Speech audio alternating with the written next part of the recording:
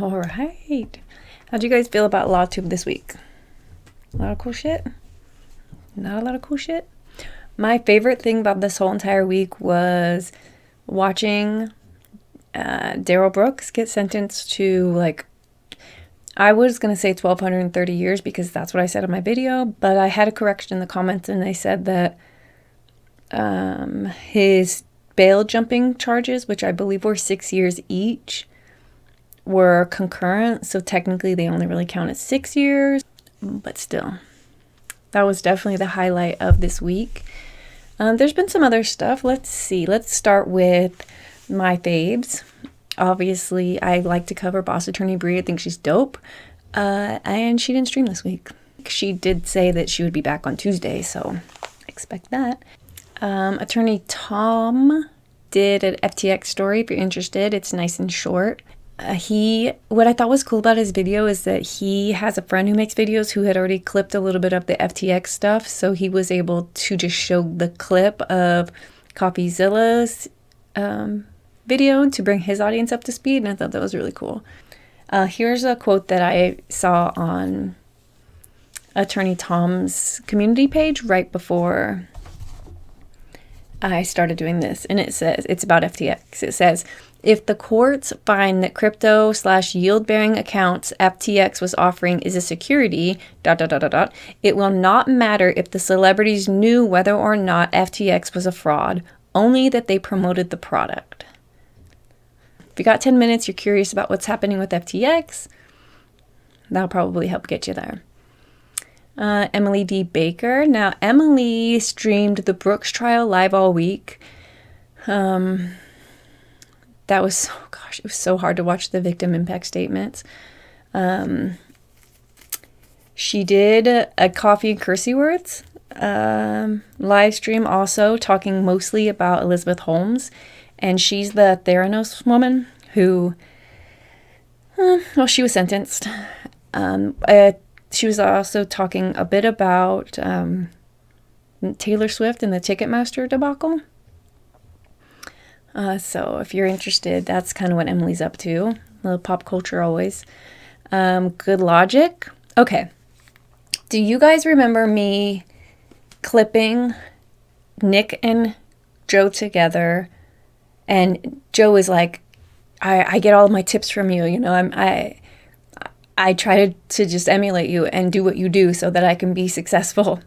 And he's like, so it looked like you were listening to music at one point. And Nick was like, yeah, man, when it gets, you know, when it's not my stream and it gets a little wild, he's like, I just go into my own head and, you know, have this song playing. And that was funny. I really thought you were listening to music at a certain point, that you literally just turned on like some like YouTube vid and you were just like, I'm not here. You cannot discipline that child like it was your own child. Because that dad's father will show up and you'll have to shoot him in the fucking face. Okay. Let's look at this. Hot mic. That was the night that Joe got banned. And so he's talking to Nick and they're just, you know, kind of rehashing shit. I think 2 days later, I don't know, a couple days later, Good Logic is on with Legal Mindset and they're talking about that stuff. And they're actually, let me show you. It's actually a really funny clip. And shout out to, I see Divinity in the chat too. Shout out to her too. Her tweets are very short, but they're powerful because they're clipped for maximum effect. Yes. So I'm a huge fan of her channel. I think no, all the Clippers. Somebody asked me on my channel. Yeah. They're like, are you offended by the Clippers? I'm like, I fucking love the clip channels. What are you talking about? I don't have time to watch Joe's streams, and sometimes I just want to watch where he fucked up. Like I was watching the one with you and Nick the other day, where it was like Nick pretty much calling you out for sitting back and sitting back while you poke the drama bear. And I was no. This is a great clip. Wrong. This is that is the clip. I'm gonna put up. You put up right now. You weren't even there. You're like, no, I gotta make this drama about me. Hold on a second. Hold on, let me put it up right now. There's Let me something put it right about now. embarrassment, so I gotta make this drama about me. No. This is about you. This is about you, buddy. This is not about me. Don't make this about me. I did nothing. We can play the clip right now. I left, and all the drama just flared up like a bad hemorrhoid the second I walked out. It's weird how every single incident of drama, without exception, happens after a Joe Neerman stream. It's weird. How does that always happen? How is it always after a Joe Neerman stream, there's a fucking Hiroshima and Nagasaki in LawTube? It's weird. It's weird. It's like I am basically audio marijuana. I make everyone at peace and comfortable. Drum circle Saturday. Can you make it? Can you bring that? Can you bring the patchouli? How about the Doritos? Faran how about the Taco Bell? We need some food. Can you bring a carton for the dead eggs? We need a carton for the dead eggs. I was dying laughing. I was so funny. It's like, way to bring a joke full circle. And I know that's not a joke. That's actually decent advice. Like, when you don't have control of a situation, you close your eyes, you get into your own head, and you just never mind it. I mean, it doesn't usually work when you're the host, but it was really funny to watch. And I appreciate them. That was a lot. Speaking of Mr. Good Logic, he ended up getting his strike removed by the time he woke up the next morning. And he did a stream on it. He says, all credit goes to those people who use their voice, from the smallest to the biggest, and, motivated Team YouTube. They really did free Good Logic. Or maybe just because he's one of the Jews. Speaking of the Jews, Nate the lawyer only did one video this week, and he did end up talking about the Chappelle thing and Amber Heard and just different pop culture stuff. That's all that really came out of Nate this week. I meant to bring this up. Okay, did you know that Good Logic does a show with Scott Cardinal called Law and Lore? They were just going through trying to create a logo, so I picked my favorite one. I'm pretty sure that they do that on, I don't know why I was going to say Tuesdays. I might have just made that up. If they don't do it on Tuesdays, my bad. Oh, you know what? Legal Mindset had on Adam. Dude, that's the guy. I mean, you guys actually probably knew who he was before I did, so I'm not going to try to school you on who Adam, I think his last name is Crigler. Crigler? I should look it up. How would I look it up? I don't know what it is. I know what I'll do. I'll type in Tim Pool and Adam Crigler. There it is. Beef. Oh my God, I could maybe even learn about it right now. What happened with Adam and Tim? This is Quora. Adam, a journalist and content creator, was recently accused of SA by Tim Pool, a fellow journalist and content creator. In a video posted to Twitter, Pool alleged that Crigler had done this to him without consent at an event in DC last year. Okay, I did not know any of that. Turns out that Adam is going to speak on it finally. And what's really cool is that when he said he was going to speak on it, he kind of said, and now if he's an essayer, I mean, fuck him, you know what I'm saying? But I don't know if that's true. And I'm kind of let me hear both sides of the story. Just because it's a guy accusing him doesn't mean I'm just going to automatically believe it.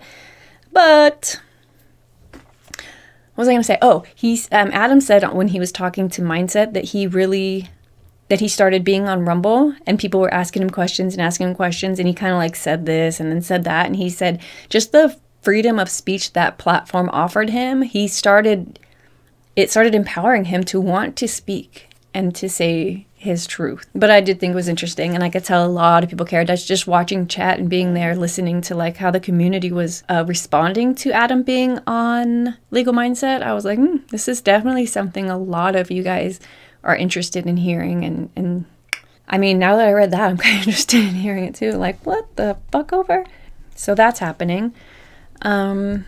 Who else? Legal Vices has been streaming, dedicated to that Matthew Terry trial.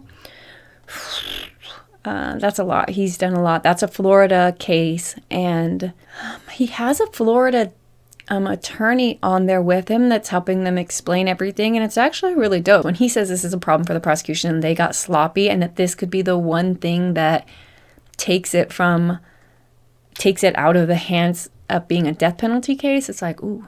Now, I don't know if Matthew Terry needs to be murked at the hands of the people of Florida, but if he does, and this is the thing that stops it, that sucks. But also, it looks like Legal Vices, I checked on his channel, and it looks like he is going to start doing his O.J. Simpson trial replay again. They're on part 11. It does start for Americans, for me in California in particular, it starts 5 a.m. on Thanksgiving morning. So it's probably what I'm going to be watching. If anybody would like to skip the Macy's Day Parade and watch the replaying of the O.J. Simpson trial, I would highly recommend hanging out with Legal Vices that morning.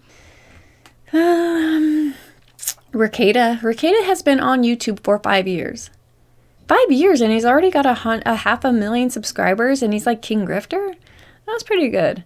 I mean, he's technically not gonna stream to YouTube anymore, but still, he's been a content creator for 5 years. Now he had Lady Rackets on. They a little bit addressed the drama. So here's the thing. I wasn't gonna mention. The only thing that I saw was a locals post from Lady Rackets that said basically, I know better than to do this, but in case somebody does care about the truth, here's the truth. And I was like, oh, I mean, I feel like I missed something. And then I was on Rumble and I see people talking about it on their panels. And I'm like, wait, people have lost respect for one or both of these people for showing their literal ass? Really? Okay. Well, I'm sure you heard that Nick posted his ass with his like, he's kind of like, let me draw you a picture. It would be like butt cheek, and then there was a bottle. This is the bottle. Okay, it didn't, can you even, okay, never mind. And he was like holding a bottle, and apparently Lady Rackets posted on, I'm pretty sure it's not called Show Your Ass Wednesday, but she posted her ass on Show Your Ass Wednesday, and people felt some type of way about it. And I'm like, first of all, I just discovered that Lady Rackets had that body, like watching the 18-year anniversary stream. And I was like, damn, like, oh shit, 5 kids? 5 kids where? Like, bitch looks good. She looks good. The fact that she's proud of it and that she posted it, I'm having a hard time thinking anything negative about that. Is that it? I was really not going to speak on that drama. Let me just look. Oh! Daybell Vallow case. Do you know that case? That's the Chad Daybell and Lori Vallow, the ones whose her children went missing, and like come to find out they murked them and her brother and his ex-wife. Is that it? The 2 kids, her brother, his wife. I actually think her brother, and her brother had killed her husband. Like, that's a lot of death connected to these people. Anyways, they're trying to figure out if Lori Vallow is fit for trial and if Chad, I think, so they have 2 separate attorneys, and he had waived his right to a speedy trial already. And so the state wants to try them together and save money and time and blah, blah, blah. And he's trying now to separate their cases, which supposedly is a big deal because at one point, these 2 freaking weirdos thought they were like soulmates linked together through like millennium. And like, yeah, so apparently a little jail cell time will make you realize like you might be fucking batshit. And this bitch, I mean, she real ugly now. So he probably looked at her in court and was like, I don't anymore. I did once, but I don't anymore. And if I can't fuck her, I definitely don't. So like, that's how that ends, ladies. Don't ever murk your children for your crazy cult leader boyfriend, because guess what? When he finds out you're ugly on the outside as you are on the inside, he gonna dump your ass and go up for a separate trial and probably blame you for your fucking shit, because you are the one who's behaving crazy, and they were your children.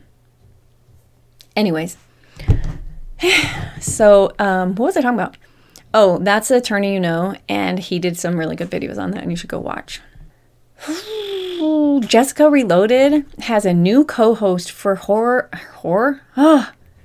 Jessica Reloaded has a new co-host for her Friday night's Am I the Asshole show? And that co-host is me. And she said her last co-host was like trash because they didn't help at all. And like they just kind of showed up every day and like didn't really do much. And I was like, that's where I would like the bar to be for me as well. So if you don't have anything to do on Fridays, California time she starts at 6:30 on Fridays. So come over, and I don't know, even if you just want to come and give it a thumbs down because you freaking hate us, and we would appreciate the hate watch. We need to get our hate watch hours up anyways. There's one more story, and I'm not gonna lie, I don't know how to cover it. Okay, so you guys know that someone asked Legal Mindset if they thought Faran's sister was hot. He was like, I mean, I did until she opened her mouth, and I don't think she's hot now because whatever. That comment prompted Faran to kind of just burn the house down, and so she went to locals and did her final stream. Like, okay, stepping back, I'm gonna stick to the fucking news. I'm fucking done. Not see you later, LAWTUBE. I almost said that, but basically see you later, like LAWTUBE. And that was it. Legal Mindset did do a stream after that was like clout chase versus grifting. My brother is like, yo, you repeated yourself. You said right 62 times on the stream, Andrew. You need to shut the fuck up and do something new or stay silent. That's what my brother said. Contrast that to beta orbiters or sisters or a lot of women. They'll say, oh no, what you're doing is great, honey. It's fine. But men give you real advice that works. I, as a person, and this can apply to men and women, I'm not interested in shit that doesn't work. I don't need to be gassed up. As a response to what had been happening, I didn't even clip it because I was like, meh, and that was it. And since Faran was already done, that literally seemed like it. But wait, there's more. First and foremost, happy 36th birthday to Miss Faran Balanced.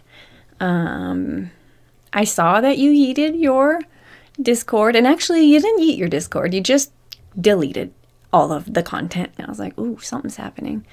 And then I noticed like she kind of just went to just being a news person, just being a journalist, and like her locals posts were about the news, and eventually her Discord came back online and it was just announcements and Faran tweets. And I'm like, you know, this does make sense. And then last night, I see that she starts posting. So in my Discord, I have a bot that it's called like let me find out what it's called. Where's Discord? On Discord, I have this called, it's called Tweet Shift. Okay, so tweets have their own channel, and you go into tweets and you see, okay, what is going on with Faran? I thought this was over.